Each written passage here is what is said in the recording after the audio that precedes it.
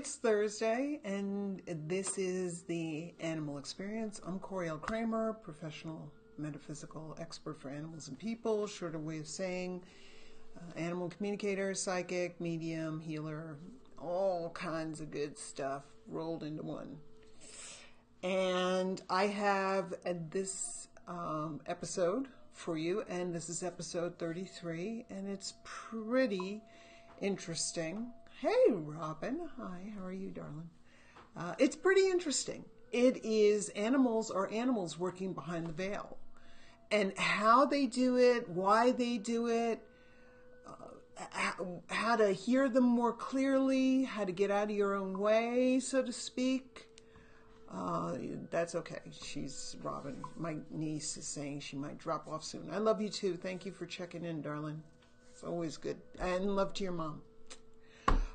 So that's pretty much what everything's going on about. This is animals working beyond the veil, from non-physical heaven, nirvana, whatever you want to call it.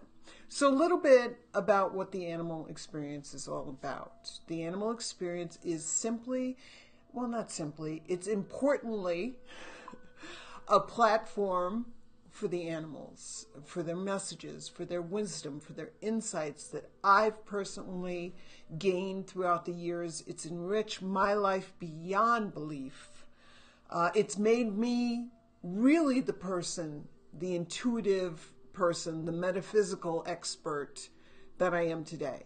So I'm sharing what I've learned over 2 decades that I've worked with the animals with all of you. And it is every Thursday around this time, which is 1 o'clock Mountain Time, 12 p.m. Pacific, 2 p.m. Central, and 3 p.m. Eastern Standard Time. I always post a time zone converter for people who are in the UK or in Europe and other places, so that they can, South Africa, I have people connecting from South Africa, from Australia, from New Zealand, from Africa itself, from South America. It's pretty incredible how the animal experience is growing, and I am thrilled about that. Hi, Jamie. And Jamie says, I'm in love with those fairies. I cannot wait to hear this topic. That's a fairy I got from a very good friend of mine in the UK. She sent her and her husband sent it to me for Christmas 2 years ago. So thank you. I'm excited about this. So let's get to it, shall we? I will be taking all your comments and questions and insights and experiences at the end of the show, because that's a great place to do it, and that way I'm not interrupting my flow of the animal experience for you. So here we go.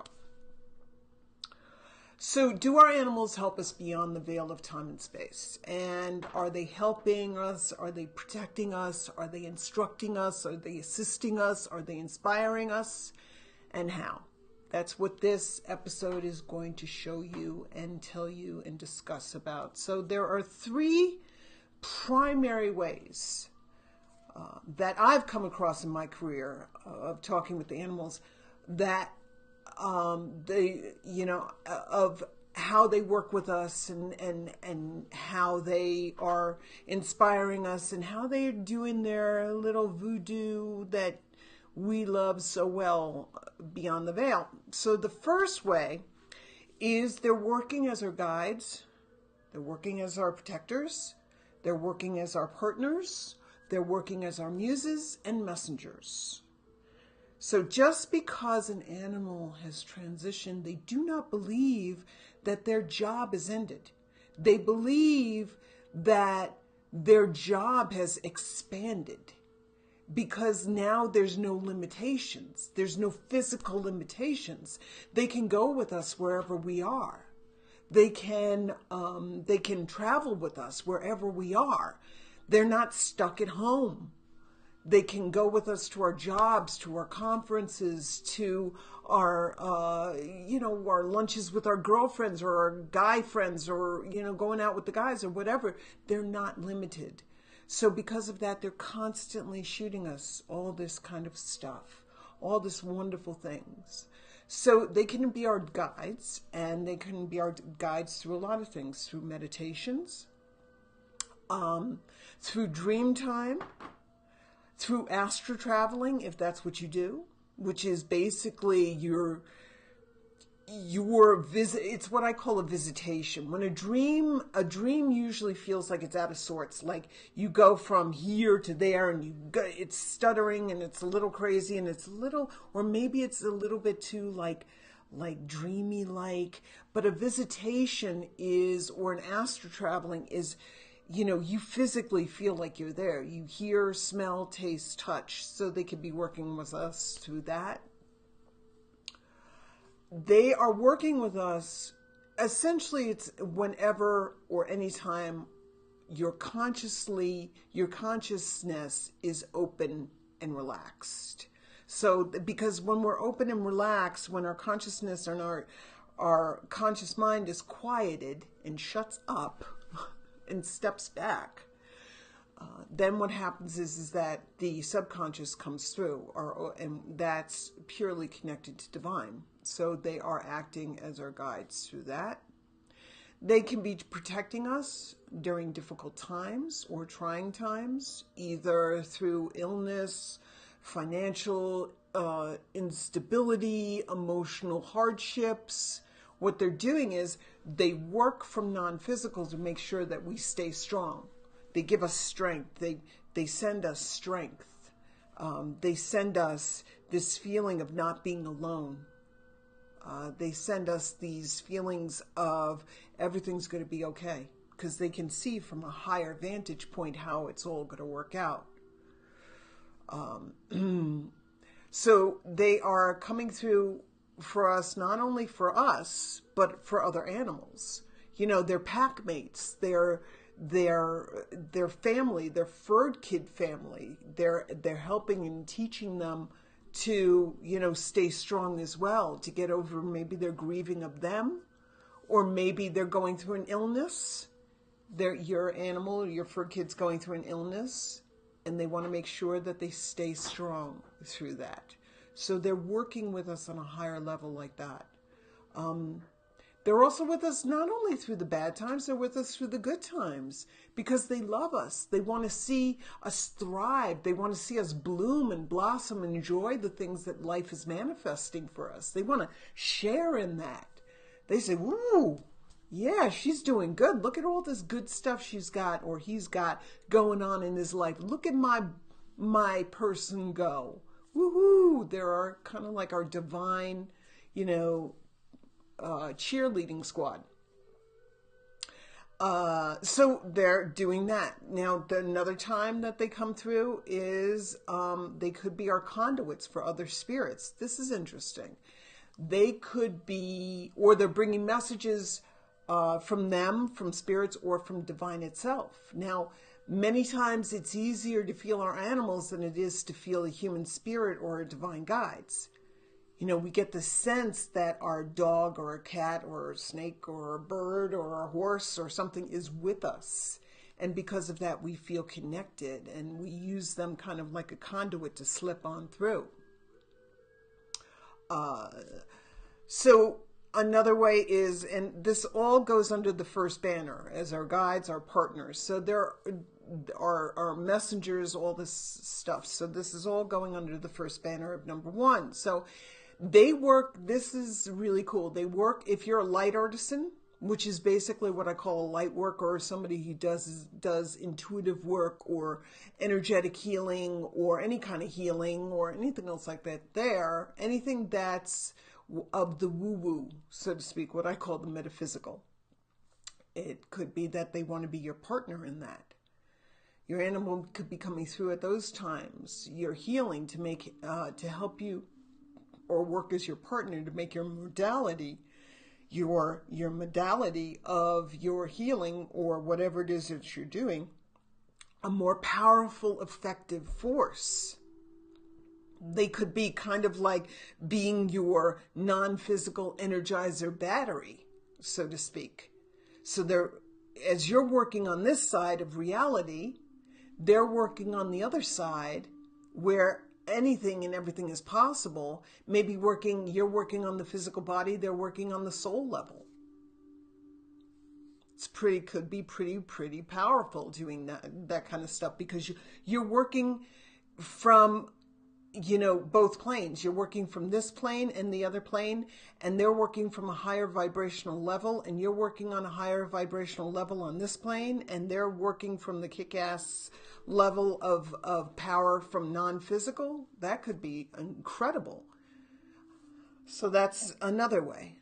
The other way is they could be our inspiration in a creative way. They are our muses, whether that is writing poetry, whether that is writing your blog, whether that is sketching, whether that is drawing, whether that is painting, whether it's sculpting, whether it's music. It doesn't matter. However you're creative, whether it's, decoupaging. I don't care what you do. Not that I'm saying decoupaging is not cool. I'm just saying it could be anything. Scrapbooking. And that's creative. Everything's creative. Whatever. Gardening's creative. So they want to be our muse. When we are being creative, there is no separation between us and divine.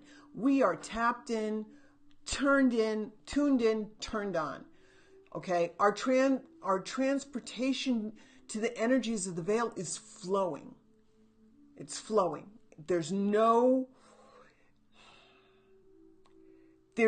We're more unconsciously connected than we are connected, than we are consciously connected. And through the unconscious is what we're doing. I mean, even doing like a Facebook, live video. This is creativity. My crown chakra is, vibrating crazy. So there's a constant flow. It's like a pipe. And there's nothing holding it back. And thus we're flowing, we're feeling euphoric, we're feeling free, we feel appreciation or peaceful, we feel like we're in the zone.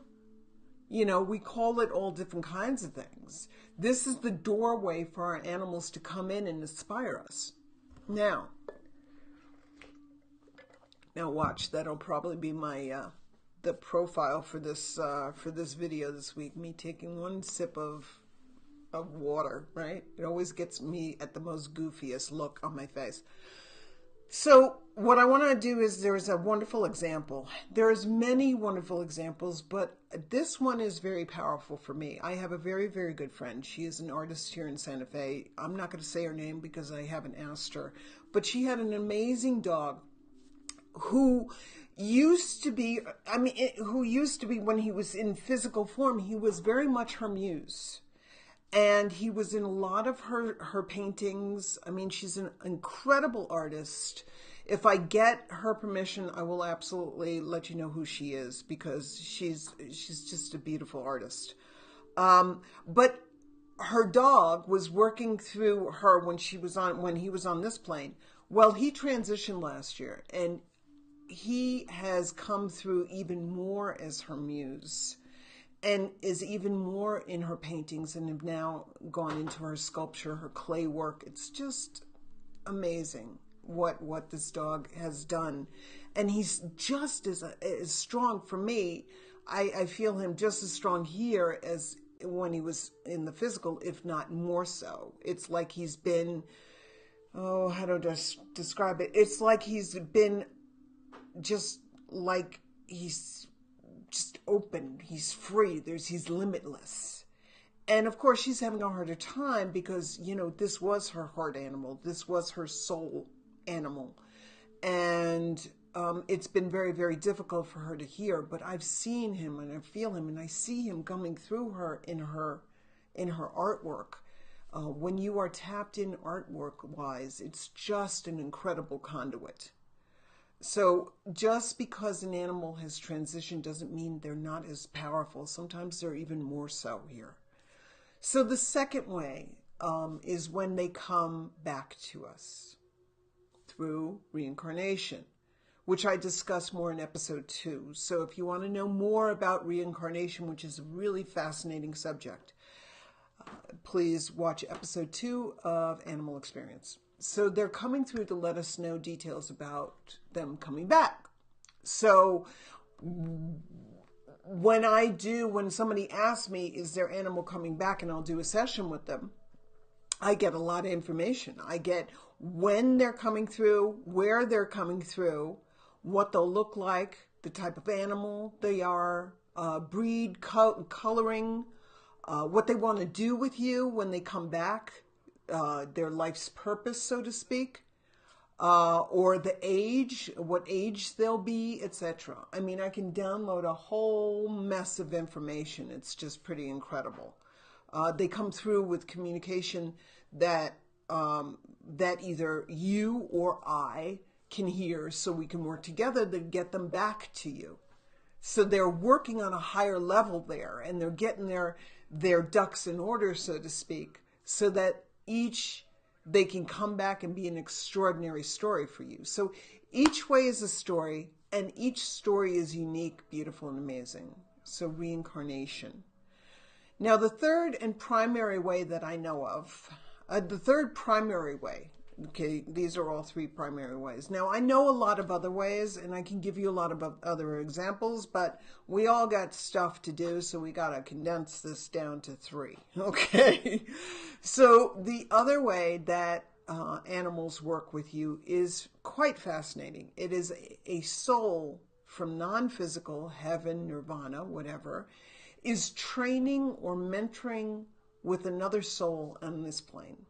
What do I mean by that? Well, I had an example of this, I think it was last week, just after I did the last episode, and it was a little dog that I was talking to by the name of Arrow. And what Arrow was doing was, Arrow was kind of like Arrow was non-physical, he had transitioned, okay? And what happened was that he was working on a totally different level, or from that level, to helping one of the person's animals who I was talking to, who was a new animal, kind of like training them. He was showing him what his person liked, what his person needed, how this animal could be for them there emotionally and physically and mentally and spiritually. What makes that person laugh? What makes that person feel relaxed after a hard day's work? It was quite incredible. And what was happening was that I didn't tell her this. What she told me was, and this is usually an indication, she asked the question, there is something going on with my animal where he's having traits or mannerisms and doing things the way Arrow used to. Can you let me know what's going on with that? Well, I connected to Arrow and I found out. And this is pretty common a lot of the times. So what will happen is Arrow will work or communicate to the animal on a higher level. And he will let that animal know that, psst, my person likes to do this, or, this makes her smile, this makes her laugh, this puts her at ease. When you sit with her in such a way, or do this kind of stuff, or chase your tail, it makes her feel better. It is pretty incredible. It is amazing to me how these animals, I mean, I can't make this stuff up. I don't have that much imagination. I really don't. I mean, I'm creative, but this is some heavy, incredible stuff. So what started happening was that Arrow was working from non-physical, telling this animal, and then this animal would start doing, all of a sudden, these mannerisms out of nowhere. So it's like they're receiving like instruction manuals from the previous fur kid to help the new fur kid. It's like they're downloading all this information. Now, usually, not always, but usually this happens with an animal that has come through to you or come to you after the other animal's transitioned, but not always. Sometimes the animal will work from on high and will let a current fur kid know who's been with you a while, psst, hey, if you do this and do this, it'll make her feel like I'm around, but it'll also, put a smile on her face and make her laugh. So push your dog bowl around in a circle like I used to. So an animal that you've had for years might all of a sudden start doing a mannerism they've never had before. That's a good indication. Case in point, my kitty Sacred, my girl Sacred, my little miss, what I call her, little Miss Princess Prancing Sassy Pants. Because she's got pants. She's got black pants. She was a cuddler, but she wasn't quite a cuddler. And I had forgotten my cat, PC, passed away in 2005, so it's been a while. And I missed it, but I didn't know I missed it. It wasn't something I consciously thought of, but Sacred was a cuddler. She would lay next to me, but that's about it. And it's that's okay. Whatever you can give me, I'll take. All of a sudden, one day, Sacred would start doing the mannerism exactly and laying on my chest while I slept, exactly the way PC used to. And there was a certain thing she would do that no other animal has done before or since. And what she would do is she would come up, PC would come up and take her paw and put it on my cheek.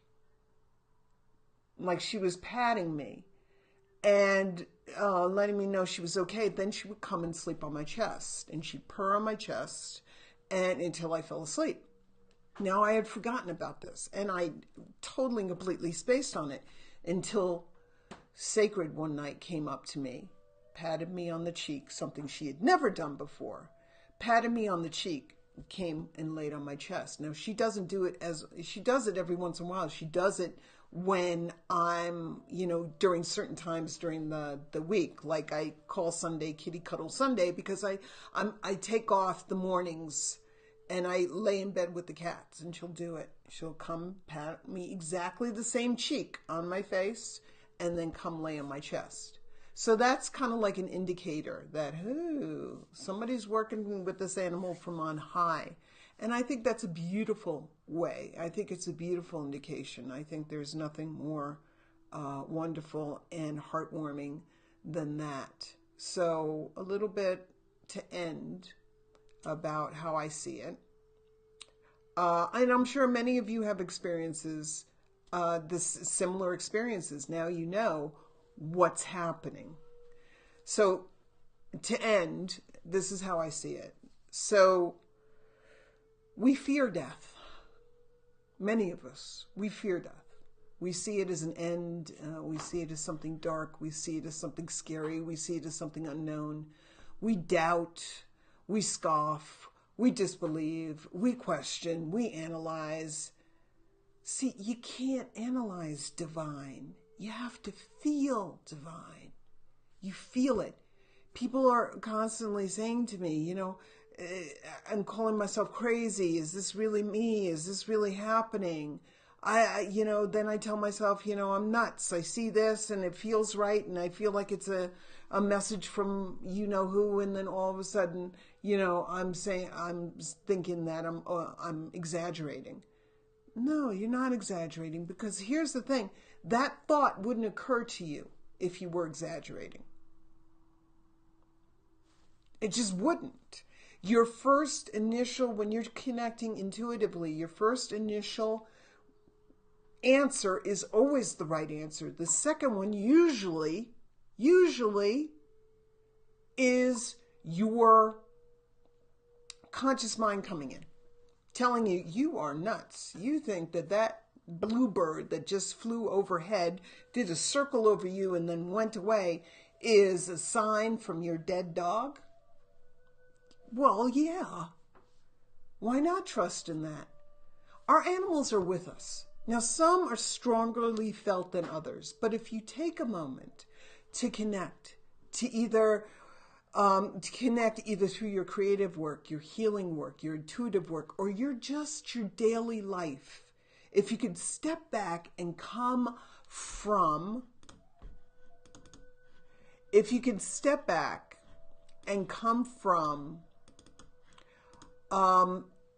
I just want to get that question. So sorry. If you can take a step back and come from a place of openness, come from a place of receptivity, if you can begin to work on making trust a habit and doubt insignificant, if you can begin to work on making if you can begin to work on coming from a place of open-mindedness instead of closed-mindedness, you'll see that they're coming to us for varying amount of reasons. And the why, how is this happening is simply because in many times it is easier to get things done from the other side than it is on this plane. They are able to do more amazing stuff on the other side than they are from this side, because this side we're constantly going up against what's reality. Get real. This isn't real. This is you're trusting your feeling. That's ridiculous. When it should be the opposite. You should be trusting your feelings, your intuition, without a second thought. That is what I'm doing. Conscious mind is out the window, Elvis has left the building, and intuition has come running on in, and that's what I'm going to believe in. But we're constantly going up against reality, people telling us it's ridiculous, it's fake, you're making it up, you're exaggerating, oh, you're not feeling that, you're not feeling this. It's like, something, don't tell me how I feel. I feel how I feel, and I'm trusting in here, because when I trust up here, I always get myself into stupid situations. At least I do. So, they're coming to us for so many different reasons. And they're working with us. They want to be with us. They want to see us achieve. They want to see us thrive. They want to see us through hard times. They want to see us through good times. They want to be our muses, our inspirations. They want to be mentors to the next generation of animals coming into us, because they have higher wisdom maybe, and they want to share it with the animals who are coming in. So that not only does it make our lives easier, it makes their lives easier. They want to shape this world for us in a loving, compassionate, Christ-like consciousness way. The signs are there. Messages, inspiration, protection, companionship, and love is there. You just have to tune yourself to hear, to see, to feel, and to believe. So, that's episode, excuse me, that's episode 33. Animals working from beyond the veil. So I'm going to take some questions and comments while I take a sip of water, because I do live in the desert and I've been talking a lot.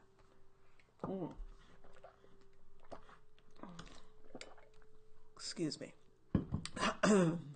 So, what have we got here? We have Jamie.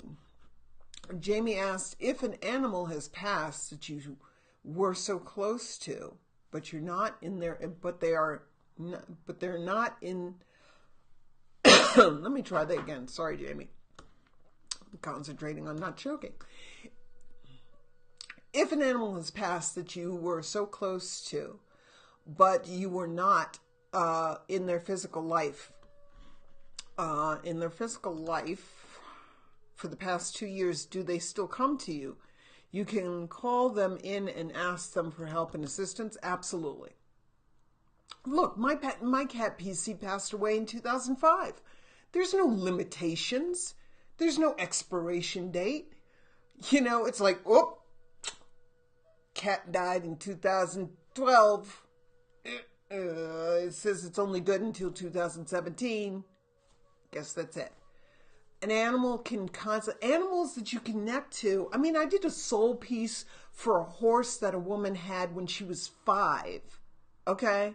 So, and I connected to him as soon as like that. And I got a beautiful soul piece from him. And the soul piece is when I paint an animal's soul. So if you're interested in that, you can just go to my website. So yes, there's no expiration date. However, there are animals, and I talked about this in the episode on transitioning and death, and that was to the third episode. Animals come in, there are some animals that come in stronger than others. Like I talked about Socrates, he was one of my cats, and in Life Journey episode. And Socrates, it feels like PC is much stronger. She's much more, her spirit is much more denser when I connect to it. Socrates feels like he's gone. He came in, he left, and he's gone.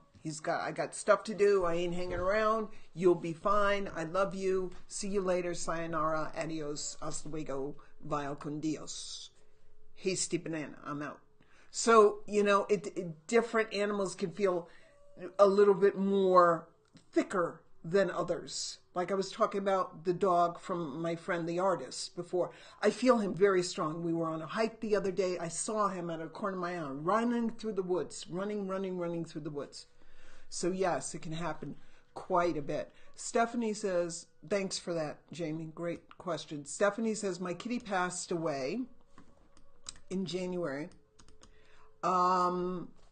We're ready to get another cat. How do we know if our past kitty, Toby, oh, love that name. I had a cat named Toby. I love that name. Toby will come back to us. How can we trust that the right pet will come through to us? Whether Toby is reincarnating, and Stephanie, you might want to look at, you really might want to look at the reincarnation episode, which is episode 2, which you can find on the Animal Experience Facebook page. Okay. There's ways that I can check if you want to do a session, or you can check and I give you information in that one. But if Toby's going to work with the new one, I can let you know through that. If Toby is going to be coming back, I can absolutely let you know that.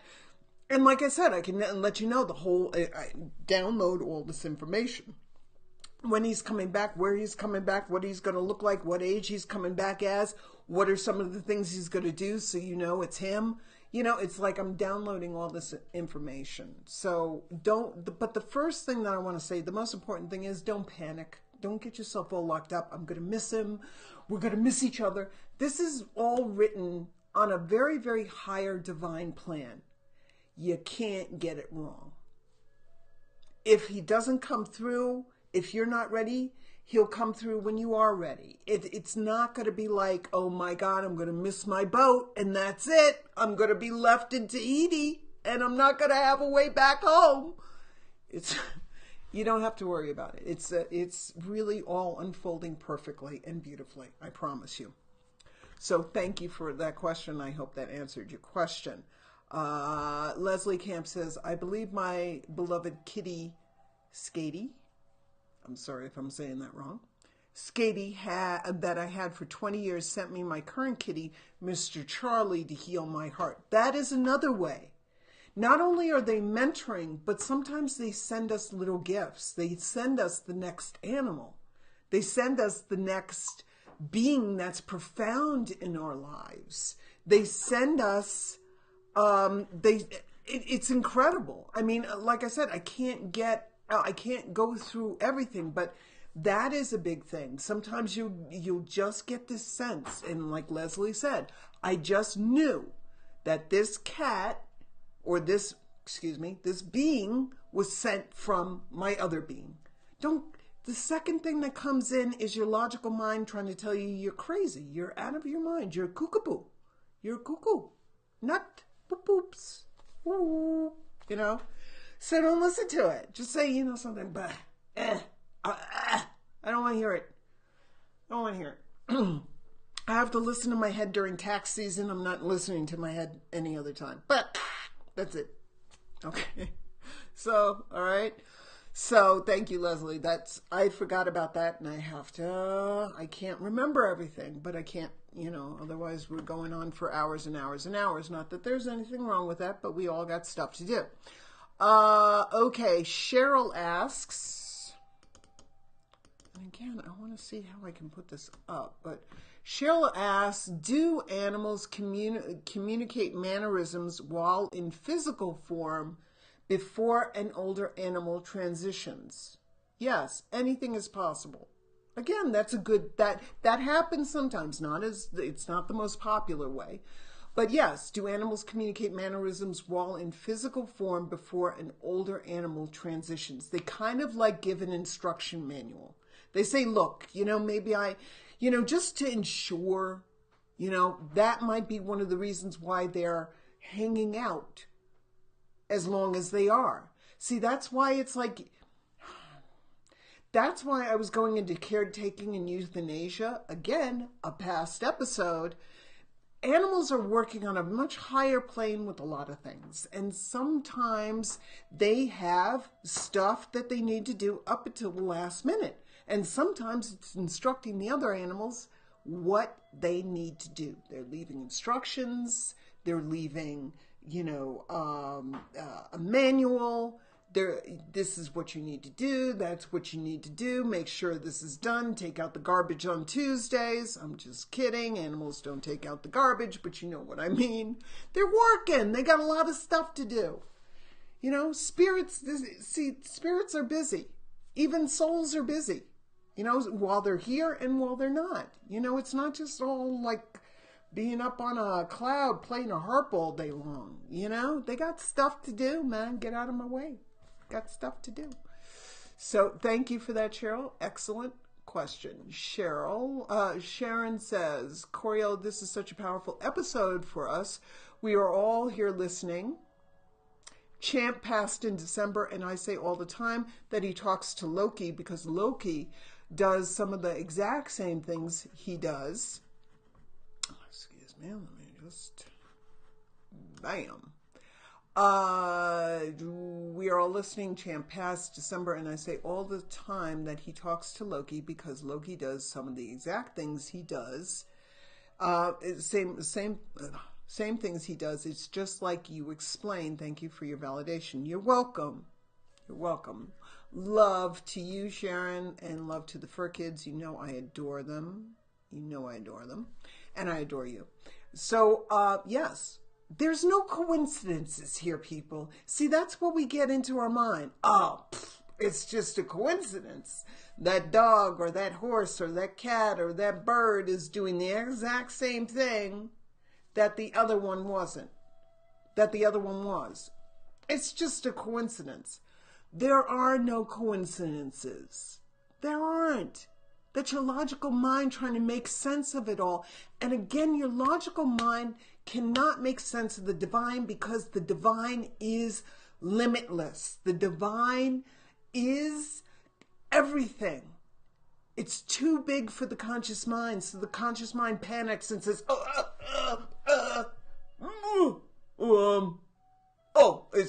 I made it up. Made it up. So, Cheryl says, we see a lot of Pippin's mannerisms in Phoebe's this past year. No coincidences. No coincidences. They're doing it for a reason. It's just happening. Or maybe they remember it from something past. They would have done it earlier. Okay, I'm not saying they don't do that. Sometimes animals do that, especially after an animal who's transitioned just right away. They were very close to. They feel that comfort in doing that act. But, I had Sacred for 5 years before she started doing the cuddling like PC did. And I wasn't even aware. I wasn't even consciously, I don't even think I was subconsciously thinking about it. All of a sudden she did it. And it was like, whoa, where did this come from? And then all of a sudden I just remembered, my God, PC did this. So, yeah. Jamie asks, do all the past animals we've had throughout your life group together on the other side, like a powwow? Uh, no. Again, some animals do, and it's like Socrates. Socrates left. When he left, he left. And the reason why is really an extraordinary episode that was an episode all itself, which I did on life journeys. So please look at that, because that is an extremely powerful episode. I mean, that was life-changing for me. When that blew my mind. Okay, that episode blew my mind. So life journeys, check it out. Some are very much so. My cat Cleopatra was an amazing cat that I had when I was a kid, and I feel her a lot. She lived to be 25, but she looked like she was 10. She looked good to the day she died, but she was very strong, and I had her since I was a kid, and then I had her from a kid into my 20s. And it was an extremely powerful relationship. She was very much my heart cat. But one of my other cats, Nana, who was my cat when I was a kid, I don't feel her at all. She was gone. Okay? Bye-bye. My first dog, Veronica, yes, I feel her. My second dog, A-Train, that I rescued, no. That might mean she's not transitioned yet. She wasn't that old when I got her. She was maybe 2. And it was only a few years ago, so she might still be alive. I don't know. I don't feel her that often. But it's a great question. So thank you very much for that. And I hope I answered that question, Miss Powwow. Wow, Miss Powwow. Okay. Anyone else? Wonderful questions, really wonderful questions. And I knew you all had comments. I knew y'all had experiences. It's just what I'm doing here is I'm making it more like I'm bringing it more into the forefront and less into the kind of like, is that real? So it's wonderful. Thank you so much, y'all, for sharing this with me. So. If there are any more, I will promise I will answer them at the end of the show. But and if I missed anybody, I promise I will answer it at the end of the show. So I want to thank everybody for joining me and for supporting Animal Experience and for supporting me and for supporting what I do.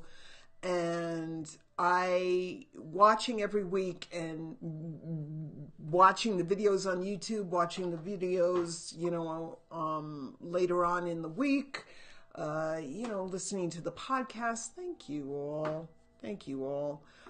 Anne, hang on. Anne's got a question, so I just don't want to miss that one. Did Molly miss Tia after her death?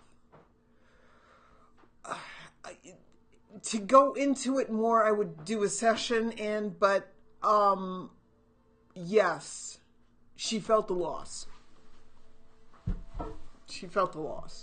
So she might have been doing a mannerism to comfort her, give herself comfort, or she might have been going through a difficult kind of like grief period or something. When they have somebody who's so strong in their lives that's not there anymore, just like it is for us, sometimes some animals have a hard time with that.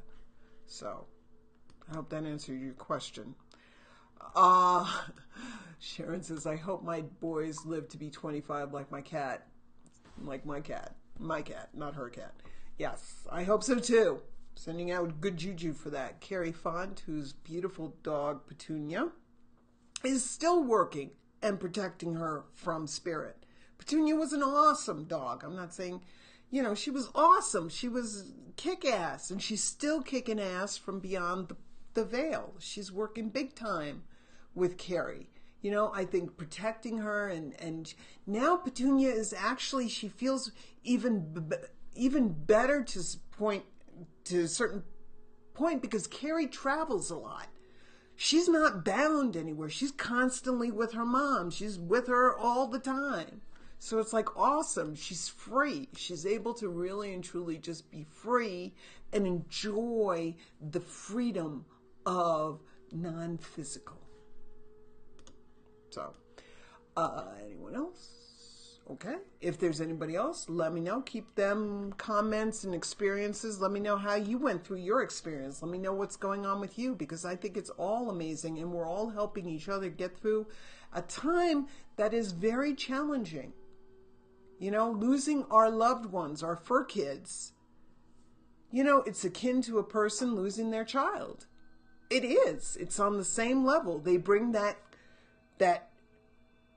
unconditional love. They bring that feeling of joy, of pure joy into our lives. So it's hard, you know, but so we're all helping each other get through this. At least I hope we are, and I hope this video has helped you. Pat says, my dog Henry has been with me before I know. Oh yeah, he's been with you before. Absolutely, you know. Absolute trust in that. Just trust in it. Okay. So, what I want to say is, if you're interested, again, thank you everybody for supporting the animal experience. I really appreciate it. And I am thrilled that you're enjoying it too. Please share the videos. Let people know. Share them. This is what this is all about. It's sharing the animals' experiences on death and transitioning and caretaking and euthanasia and life journeys and soul plans and do they have a sense of humor? Anything and everything. It's sharing the animals. It's not my message. It's the animals' message. Maybe sharing one of the videos. I want these to be able to help people as much as possible to get through these tough times, so that they don't feel the losses profoundly, that they don't feel like their animal is gone forever. So share, please. Not for me. I don't care about that. I'm doing this for the animals. So let's share it for the animals. Share for the animals. Watch, that's going to probably be my picture for the profile picture for the video. I'm telling you, they choose the goofiest, the most stupidest looking images of me every single time. It's like I should be going to Las Vegas. I'm that, you know, it's that, you know, consistent. You are so cool. Thank you for putting it out there for this. You're welcome. It's my pleasure. I'm glad to be putting it out there for you. So if you're interested in anything, you want to find out more about me and what I do, website is real simple. It's my name. It's CorielKramer.com. Find me on Facebook, Twitter, Instagram, Pinterest. Yeah, I think that's about it. But that's enough. And if there's anything I can do for you guys, if there's anything I can answer really quick, I will. But I implore you to look at the past episodes. They're a wealth of information. A wealth of information. So watch them, share them, post them, whatever. Colby Jack says you are the most gorgeous. I got a crush on your little boy, Colby Jack, and he's a dog, so don't get weirded out by that. So I love him, love you guys, love you all. So until next week, I'm wishing you and your animals the very best of a week filled with wonderful, inspiring, beautiful, magnificent experiences.